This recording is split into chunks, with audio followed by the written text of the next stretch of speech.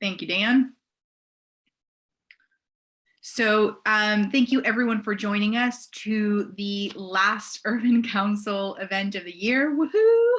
We are, let's just be honest, we're as overdone with this as you are probably. So thank you for hanging in there and joining us today.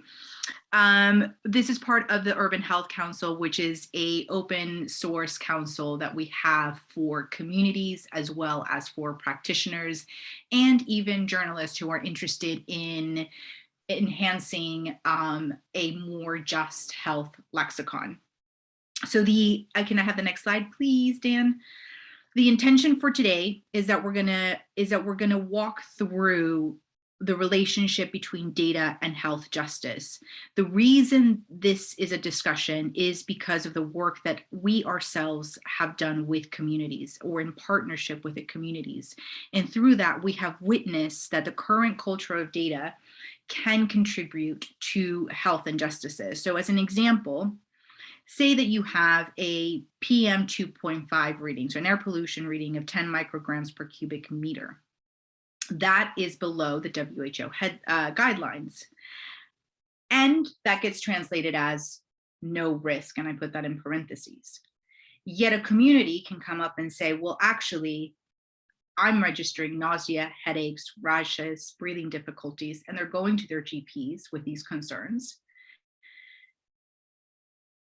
So that disparity needs to be fixed. So number one, it's what are we actually doing? How are we actually framing health data? Because technically that PM 2.5 reading, without it being normalized or without any translation, is a PM 2.5 reading. It has nothing to do with someone's health.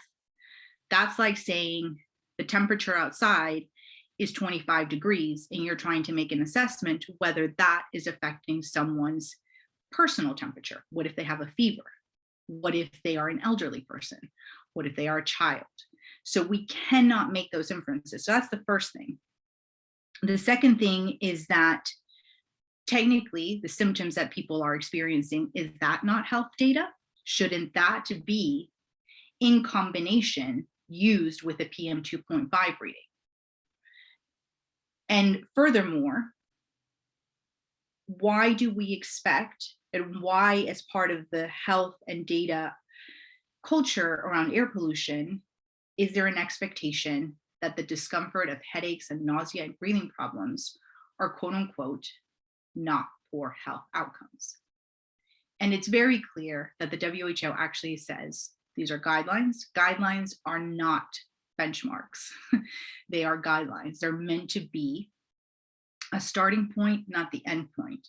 Number two, WHO is also very explicit that you have to look at the susceptibility of communities. Is this a community that has been hard hit by COVID? Is this a community that has disproportionate large level of elderly people? Is this a community that has a disproportionate level of people with hypertension? Because if it does, they are going to be more susceptible to air pollution, even at very low quantities. And we know this from an epidemiological perspective, but this is not translating in health policy and into health strategies. People are being told PM 2.5 is this, therefore your health is this.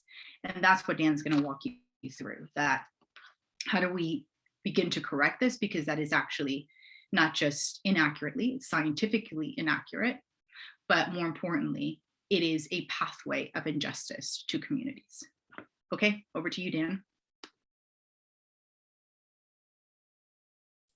All right, lovely. You can hear me, right?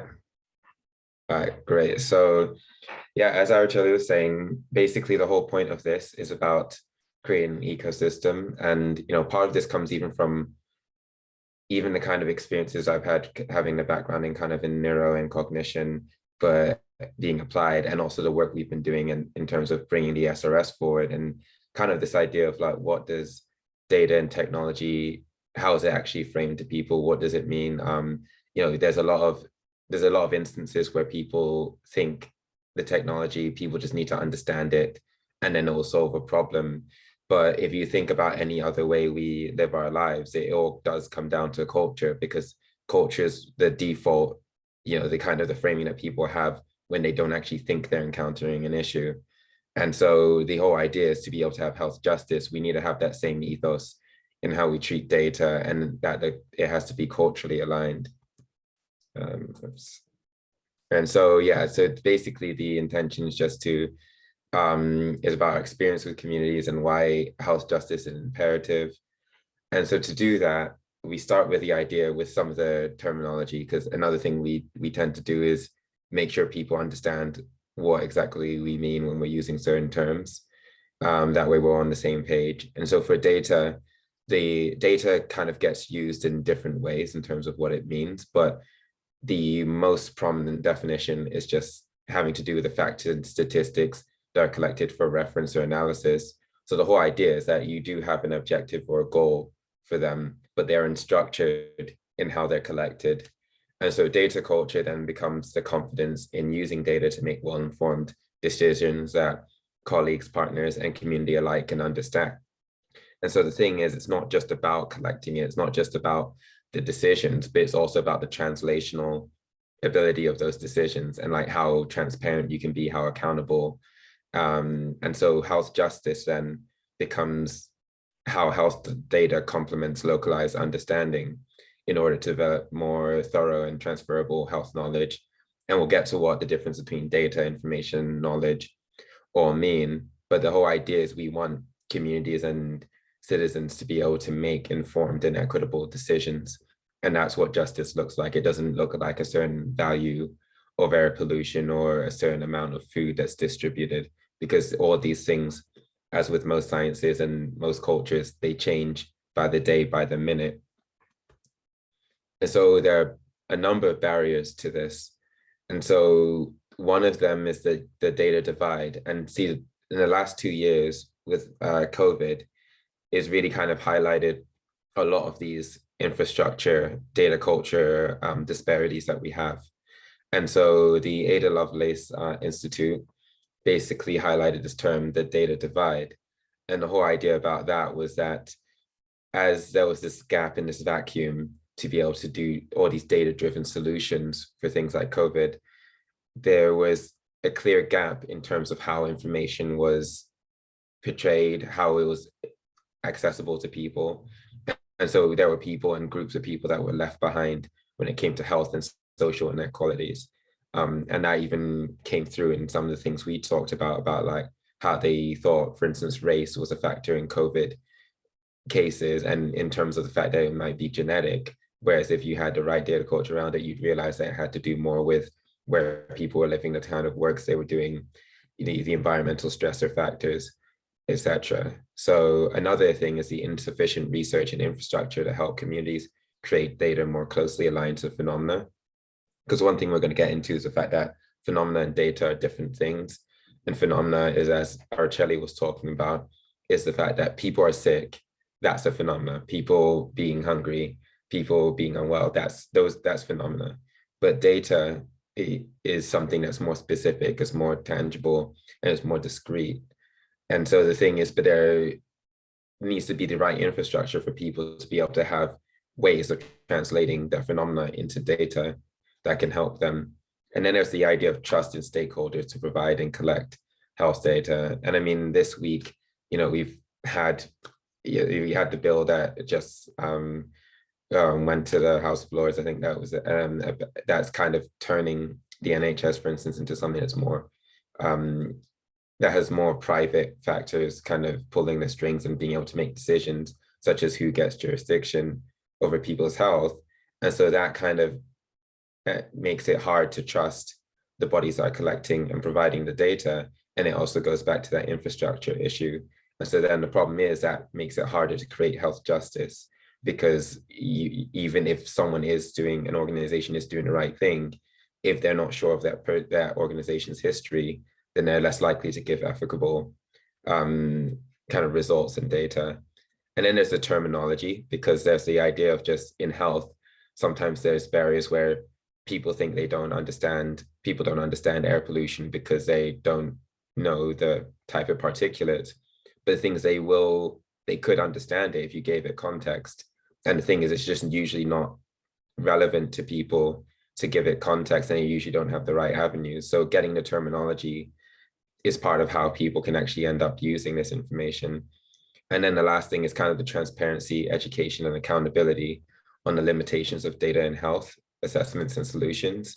So it's kind of this idea that, even if there is data there, because data isn't the phenomena, it has to serve a purpose, serve a fact, I guess it has to affect a decision somehow, but it isn't the decision itself. It isn't the experience itself. And so when data is being introduced, there needs to be that accountability to say, this is the limitation of what it can actually show us. And there should be education on both sides, but then it should be able to create transparency. So if you're talking about asthma, for instance, if someone's, maybe a GP is suggesting something for you to use, you can actually look more transparently and say like, well, you maybe only use this on a very normative population, but I'm someone that's a bit different. So maybe we should ask more questions before you give me this thing to use. And so going into that, the Dataverse phenomena, basically, as I said, it's kind of the idea that the phenomena is the experience itself. And this is things that community intimately knows. But then, when we're moving towards this data-driven health and these justice paths, the thing is we have to understand that, that basically it's kind of, as I said before, that the data needs to serve a purpose, and that the phenomena is something that's generally stable and something that can be agreed upon from a community. So for instance, if a community is saying that this is, there's some noise pollution that's happening, they may not all have the same data on it. But if you ask them generally, like, is this something that's happening? It's more stable that that thing is happening, and that if you go person to person, they'll be able to explain that there is a phenomenon. And so they're obviously aware of it. And then the data is the proxy that we use to investigate. And so if you've been in our kind of events before, you've seen that we've brought up Cash, the community in South Hall that's experiencing the inequities due to air pollution from the building on the gasworks. And this is an example of Dataverse phenomena, because the phenomenon in that case is the increased respiratory and health issues. And this is something that they know is happening. But then if you think about pollution readings, NHS visits, construction activity, demographics of community, all of that is data. And what that data hopefully does is create a fuller picture of the access points to the phenomena to be able to make decisions on how you can improve it. But the inequity comes from the fact that only some of these things were taken, or they're not given the right context. And a lot of these weren't in the community's hands. And even the role of the council, they should have been able to be the kind of the signposts to bring this data together, but they didn't. And so what ends up happening is that the phenomena gets underreported, and that way there no decisions can be made about it. And so there's this term knowledge management, and this is really kind of one of the central concepts to how we get to this health justice, because knowledge management is something that is a process of identifying, organizing, storing, and disseminating information within an organization. But in this case, the organization is the community. So what we need is not just one sole provider to come in and say, we're solving your issue. The community needs to be able to develop this knowledge management, because the community will trust each other more than they continually trust outside people. And so if there is a kind of a base culture around how people develop this understanding of their health, the factors in their area, then outside can contribute to that knowledge management. But then, following this pathway is the way that we can actually understand, we can have like the information together in the right way so that communities actually can be supported. And so one accessible model for this is the DIKW model, which is called a knowledge management model, or the pyramid. There's different names for it, but this was something that was made in the 80s. And this wasn't necessarily made for health, but it does have some really good use cases and some really good structure. And what it kind of does, as the model or the pyramid shows here, is that it goes from the parts, which is what the data is, to this idea of the connection of the parts to the formation of the whole. and joining of the wholes. And as you see on the side there, it goes from past to future, because it means that what are you doing now? What are you collecting now to get to the point where people can make decisions about the future because they're well informed, they're well educated, and basically the experiences that have been happening around them, or maybe even afar, are actually informing them in the right way. And so again, if we break this down, data is more raw. So it's about the data practices that enable and promote health justice, ethics, and due diligence. And this all needs to be ethical data collection, and there should be community consent and comfort. And then if we move to information, that data then gets provided meaning. And then there needs to be a level of security around this, because as we've seen with GDPR, once data has information, things to tie it together. This is the reason why some of the maps that we have, for instance, for NHS data, can only go down to, I believe, the ward level, because there's a certain danger. And if they weren't part of that collection process, very visibly and upfront, then being able to know this about people in storing it in one place is actually dangerous for them, and particularly when it comes to personal and health information. But then there needs to be this basically, I guess, sort of like if it's identifiable, there's even things about language that need to come into that. And then when it gets to knowledge is context. And so what needs to happen there is that the framing and the relevant information needs to be able to be put together to start a running assessment of their health. And this is the part where, especially when things get reported, it's really important that there's community consent, but there's also accessibility. So if some researchers went into some community and said, we believe this community has low health in this way, it should be framed in a way where the community itself understands it. Because what good is it to say we believe that they are in risk of this or that? Maybe it's flooding, maybe it's asthma, but the terminology you've used, the way you've collected it, is in a way that's not accessible or relatable to the people that actually are living there. And then the wisdom becomes applied, and that's something where we're not there yet at all. And COVID again showed us that, because if we were at a point of wisdom, you'd be able to present things like vaccines and the mask, and it would all be mitigations that people could then bring into their knowledge and understand and be able to make a decision on it, rather than having like a discrete rule that needs to happen regardless of what demographic, lifestyle, work the people are in. And so when we get to a point of wisdom, that's when we are truly making equitable decisions about our health as a community and as individuals.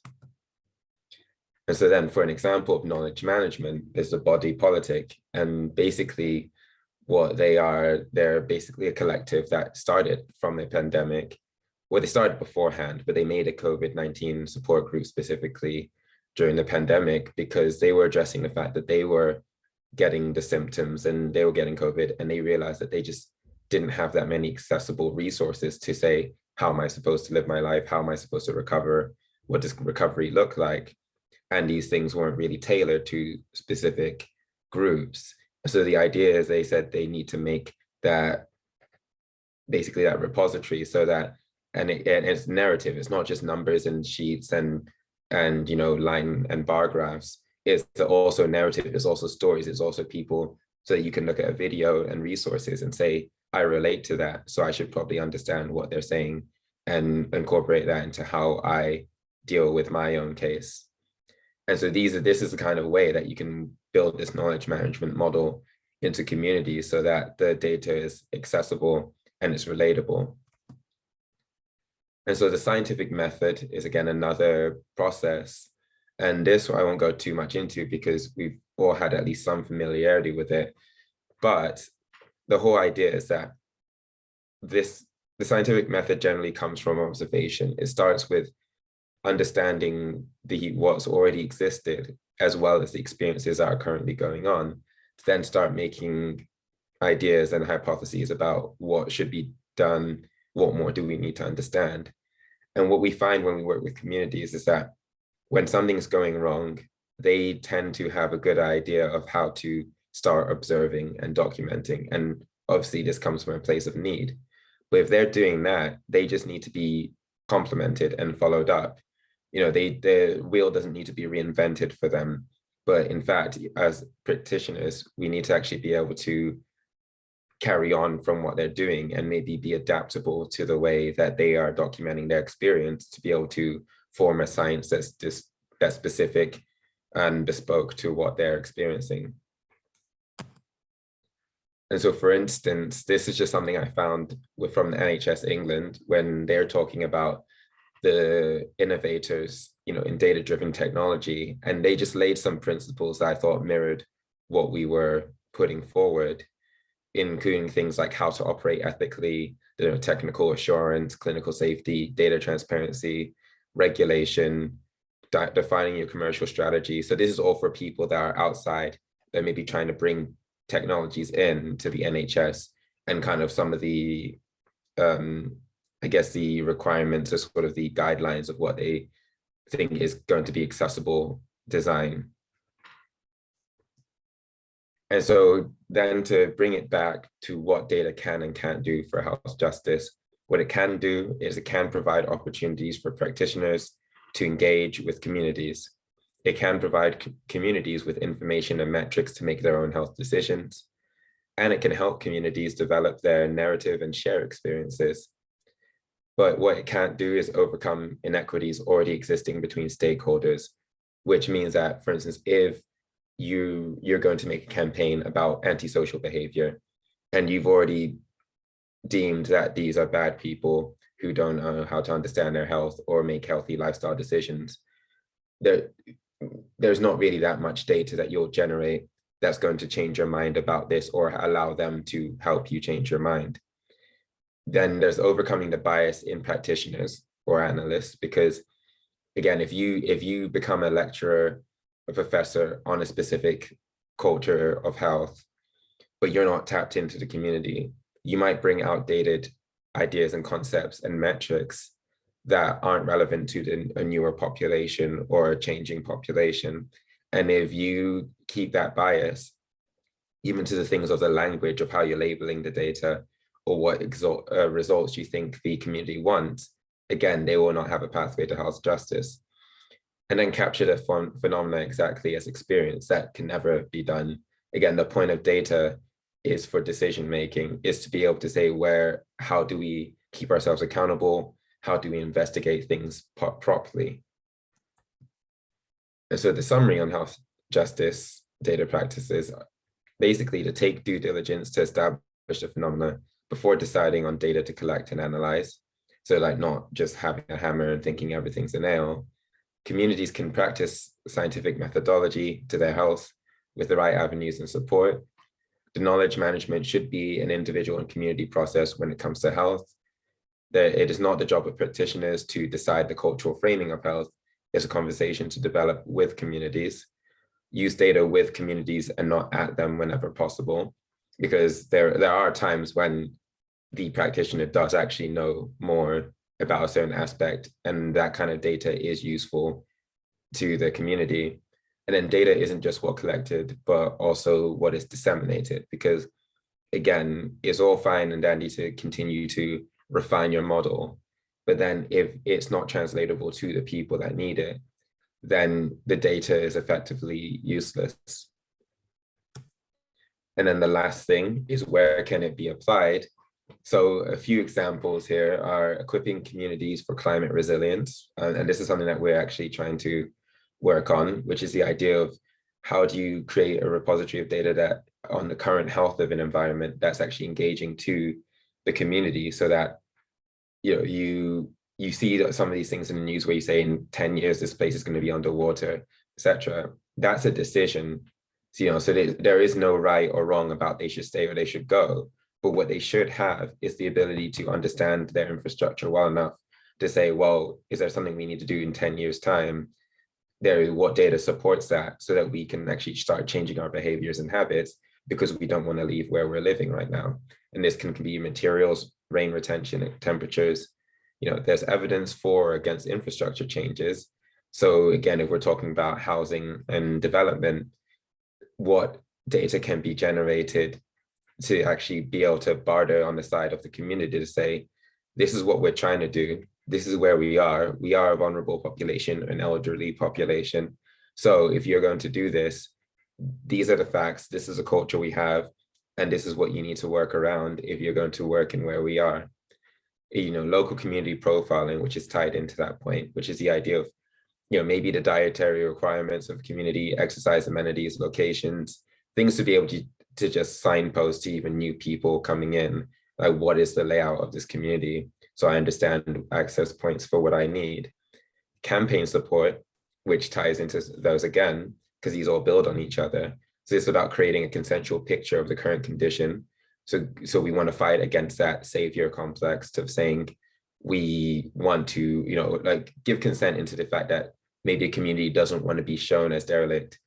They want to be shown as, okay, we can find three main points that we need work on, but we don't want the picture to be that we are just a pit. And then there's a health information repository that's culturally accessible.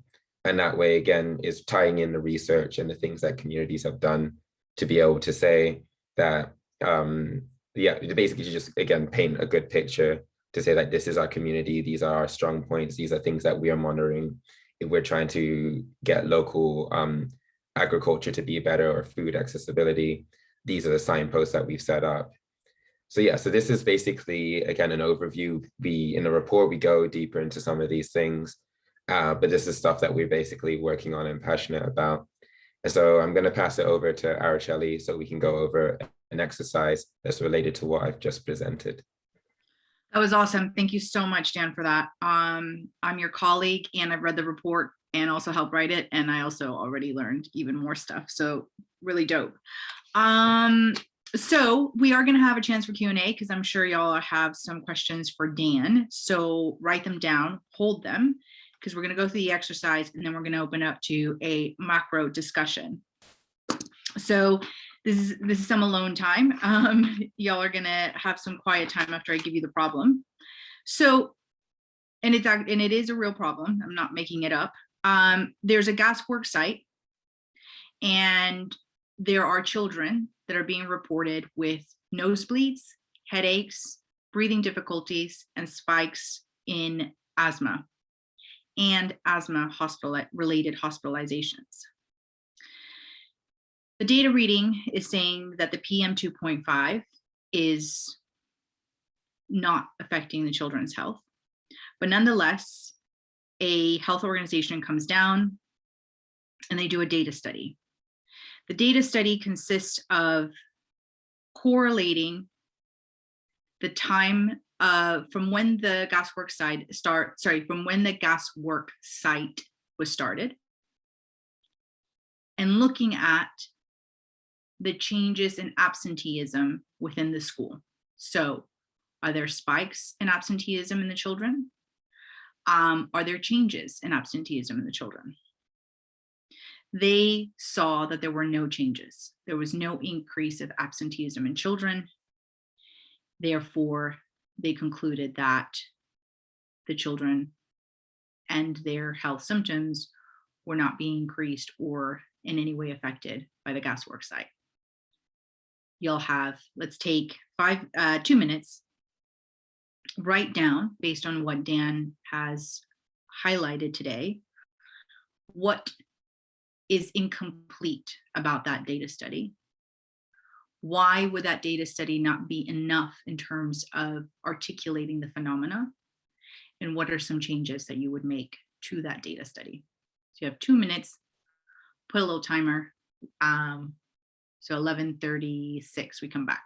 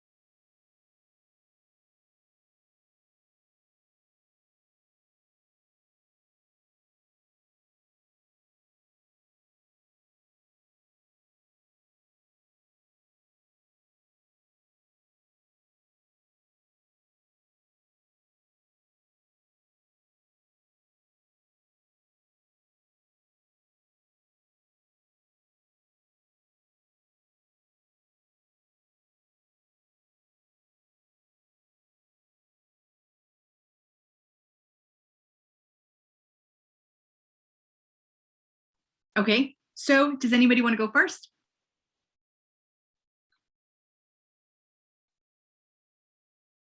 Oh, Kayla?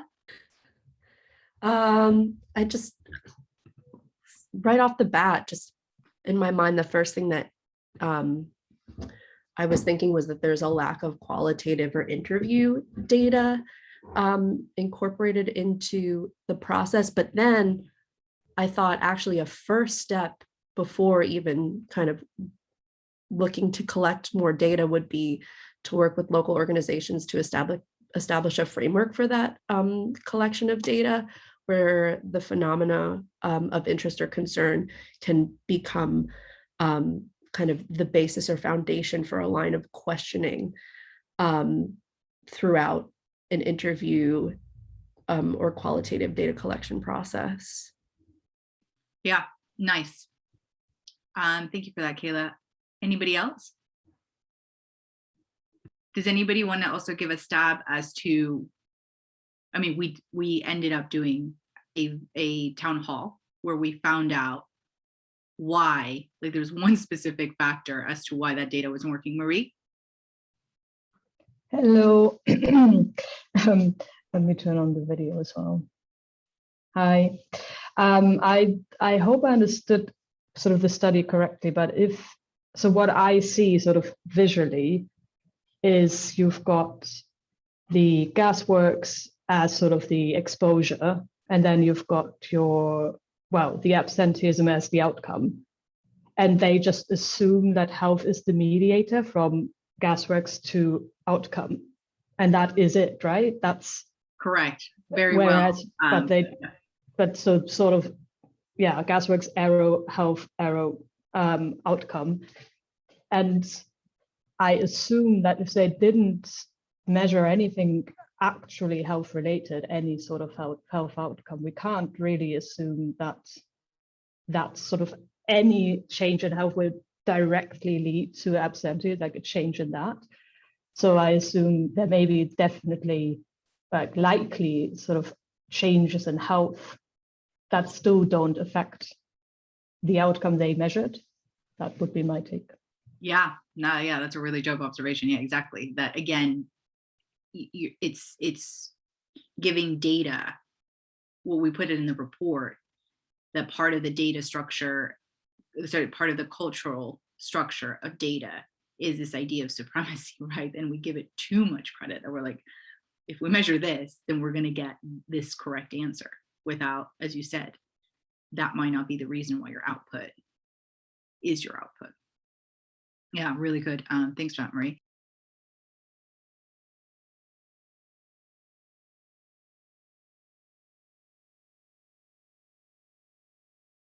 Also, there's legit no right or wrong answers.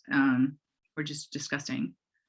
Yeah, does anybody want to have a stab as to a factor that could possibly be a social factor, why this pathway may not be the most effective? So a little bit more background of this community is that it's very much a multi-ethnic working class community. Most of the people that are there work in shift work at Heathrow. I think I see someone called, is it Kavita? Had a slight hand up. It's Joanna, I think. Oh, is it Joanna? Sorry. Okay, Joanna, you want to go ahead?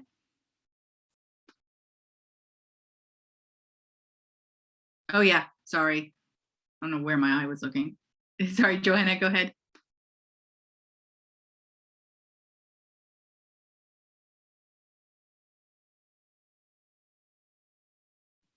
You may possibly, yeah, I was just gonna say, you may possibly be on mute.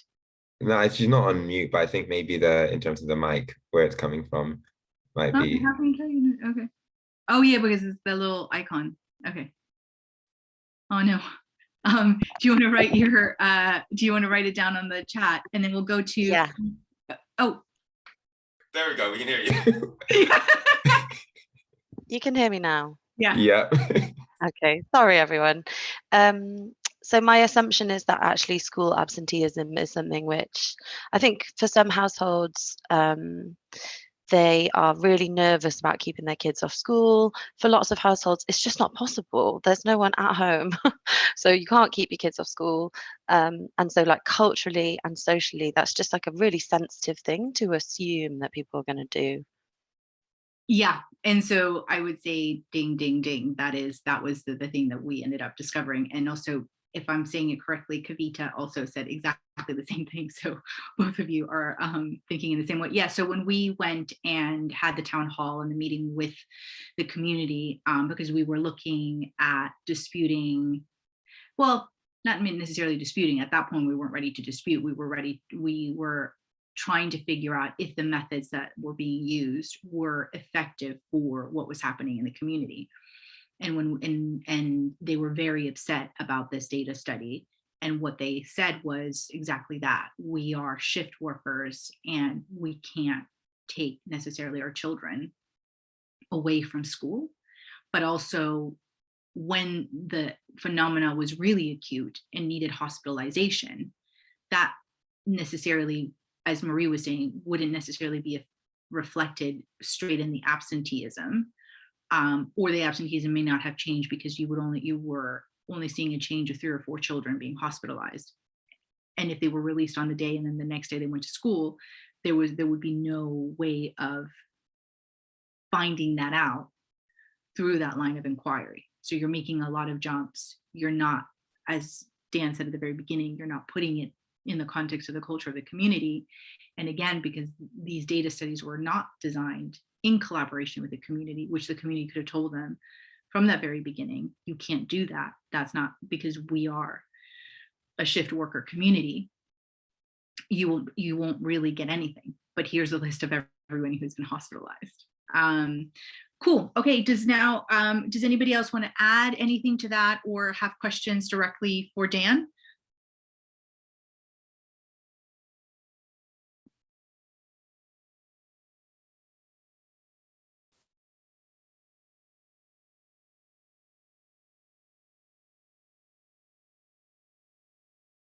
So there's a good question in there from Robin.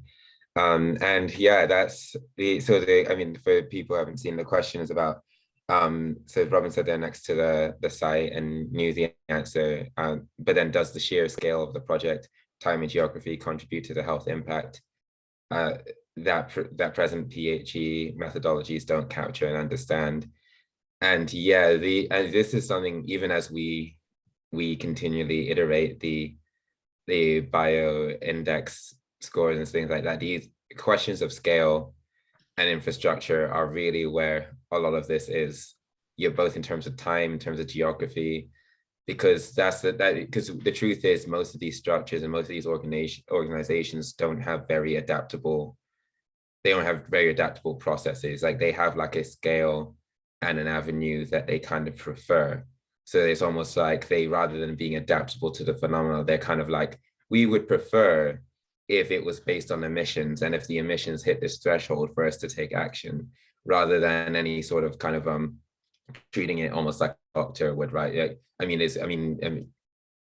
like a doctor looks at something and they still try and understand the symptom first. Like they'll have their things they would prefer to use. So they've got medications that they understand, they've got behavioral things that they can tell you, but they don't already prime that up before you enter the door to just say that we already want to decide if you need an inhaler or not before you've actually told us it's respiratory. But with some of these methodologies that you said, it is that case. So things can fall through the cracks if things are asynchronous in terms of how people are responding to things, or if people haven't gone together and put something to say, yeah, 50 people have experienced this, but it was actually like 30 people over the course. Because even in the course of the meetings, when I attended one of them, the virtual one, and the whole time they were talking about they're collecting data, they're collecting this. And then I remember, even it might have been Archie who was already off the call, because it was like towards the end, or it was an after statement. But he basically been talking the whole time, and this was like the Ealing, I think the Ealing counselor or something. He was talking the whole time about how they're collecting, they're going to collect again. And then they actually found out that what they're collecting in that next time aren't even things that are relevant to the symptoms. So basically he was using it as a front piece to say, there is a method in place, PHE, they're going to collect, we're going to collect some more. But then at the end of the day, like that collection is going to come 2-3 months later, and you're going to find out that it has nothing to do with the children. It has nothing to do with the respiratory issues. These are just some other toxins that they are going to measure. So basically, to answer your question, like there are a number of ways in terms of like scale really does matter, and there's not very many qualitative / cultural leeway to put into place when it's on the ground level, because WHO obviously suggests these things, but WHO is a global organization, so they won't be able to describe the specific nuance of West London or of Coventry. So yeah, and also in what you discussed, Dan, about creating an ecosystem and a culture in moving away from supremacy, you are only overwhelmed as an organization if you're operating out of supremacy, i.e. thinking that you're the one who's going to do the whole thing. And then secondly, going into the scientific method, what we realized is that the scientific method actually is very intuitive, not just to humans, but to every being on this planet. We always start with observation of our environment, observing the changes in our environment.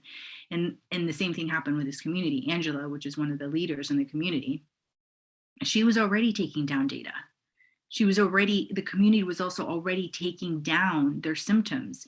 Yes, they were in napkins and papers here and there, but that doesn't mean that that data wasn't legitimate. And so if Public Health England or other organizations like that had gone to the community and go, what kind of data do you already have? What observations have you already made? Then it's not so overwhelming. If you're going to go in there with this line of supremacy that we're going to be the ones providing the answer, then yeah, you're going to fall short. And that's the point, is that this process has to be collaborative rather than top down. And then Kavita also came up with another really great point, saying also an average PM2.5 emission rate within the limit doesn't take into account spikes.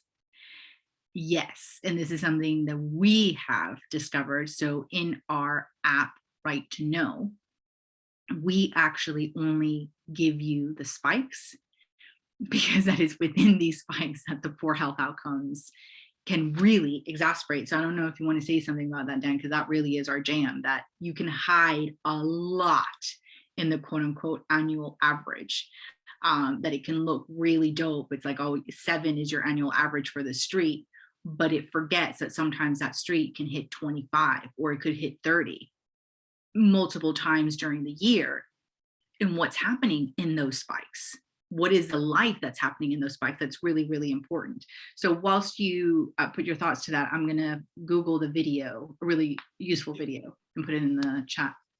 Yeah, so I was just talking to a friend about this actually yesterday, like during my lunch, because he's also in data, but from more the sports side. But basically, I mean, the way we put it is we put the top 10%. We did this for heat and for air, because those are the two of the things that can be acute really quickly. Because like noise is less likely to cause something that's near fatal in one instance. Same with light.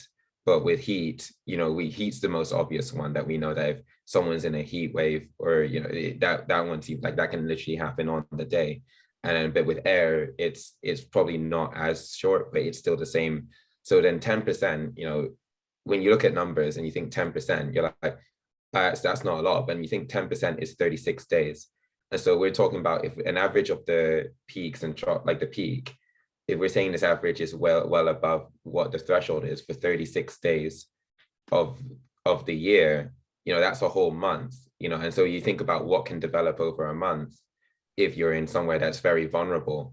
And so the whole point is that that's why we chose for heat and air, we chose to use the peaks rather than just the averages, because averages, they can, unless you're putting in standard deviation and all these other things, averages can say in general, the difference between an 8 and a 7 average is not that bad, but that 7 could, if it spends half the year being super high and half the year being super low, would actually be a lot worse. Because also the thing is that our bodies don't actually like drastic change as well. So it's almost sometimes better to be acclimatized to somewhere with a higher average that doesn't move around that much than to somewhere that actually shocks your system by going up and down a lot and having higher peaks. So basically there's so many ways, so many dynamics about that don't get covered in an average. So we're trying to work more to move away from the averages, unless the average actually is a good outcome or a good metric.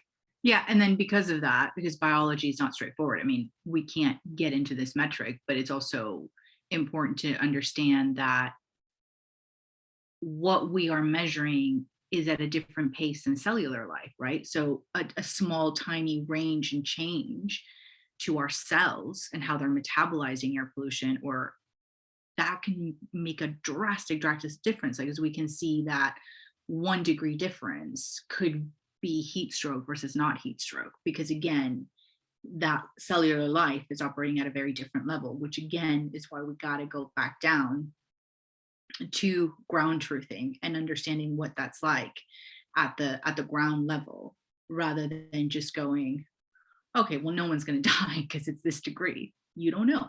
And yes, you have that average, but we are always concerned about the people that live outside of the average, because those are the people that are marginalized, and that's where the injustice then occurs.